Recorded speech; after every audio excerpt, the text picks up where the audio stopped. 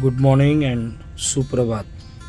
आज एक छोटासा विचार घेऊन पुन्हा एक वार तुमच्या समोर मी येत आहे.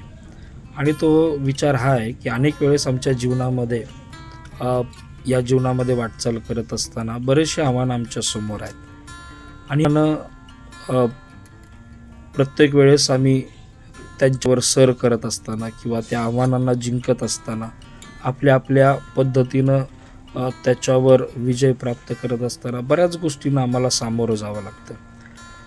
कौटुंबिक जीवन आहे, व्यक्तिगत जीवन आहे, त्याचप्रमाणे ज्या ठिकाणी आम्ही काम करत आहोत, सेवा करत आहोत, अशा ठिकाणी सुद्धा परिस्थिती जी आहे ती फारशी चांगली आहे असं आपण म्हणू शकत नाही.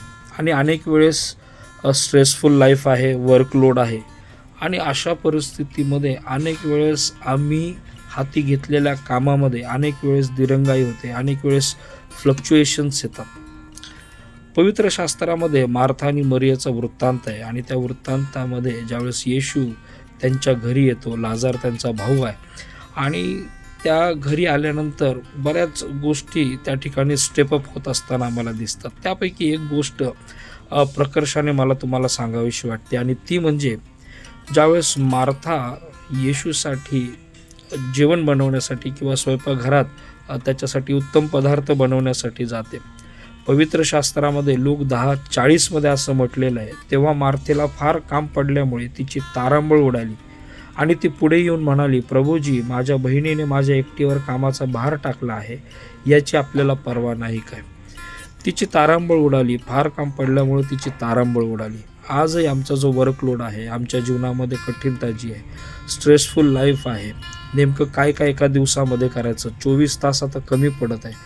अशा परिस्थितीमध्ये आमची ही तारांबळ रोज आणि रोज उडत असताना मार्थेनं जी स्ट्रॅटेजी त्या ठिकाणी सेट केली, ती स्ट्रॅटेजी आम्हाला सेट करणं गरजेचं आहे. आणि ती स्ट्रॅटेजी ही आहे की बहीण त्या ठिकाणी मदतीला त्या ठिकाणी नाही, पण तिची जी तारांबळ उडालेली आहे, ती तारांबळ तिनं प्रभू येशू ख्रिस्ताला सांगणं पसंत केलं. आमच्याही जीवनामध्ये आम्ही असंच केलं पाहिजे.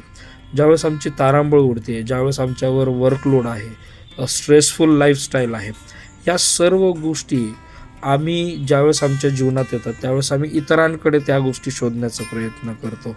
वेगवेगळ्या माध्यमातून आम्ही त्याच्या रिमेडीज शोधतो, पण आमची खरी रिमेडी आम्हाला खरं आमच्या स्ट्रेसफुल लाईफमध्ये आम्हाला निवांतपणा, आम्हाला विसावा देणारा जर कोण आहे तर तो प्रभू येशू ख्रिस्त आहे. मार्था येशूकडे आली आणि येशूनं तिला जे उत्तर द्यायचं आहे ते त्या ठिकाणी दिलं. आम्हालाही येशूकडं जाणं गरजेचं आहे. आम्हालाही आमचा स्ट्रेस, आम्हाला आमची चिंता, काळजी येशूकडे घेऊन जाणं गरजेचं आहे. कारण उडालेली तारांबळ सेट जर कोण करू शकतो तो तो फक्त प्रभू येशू ख्रिस्त करू शकतो. आणि म्हणून जर तारांबळ उडत असेल तर येशूकडे जाणं गरजेचं आहे.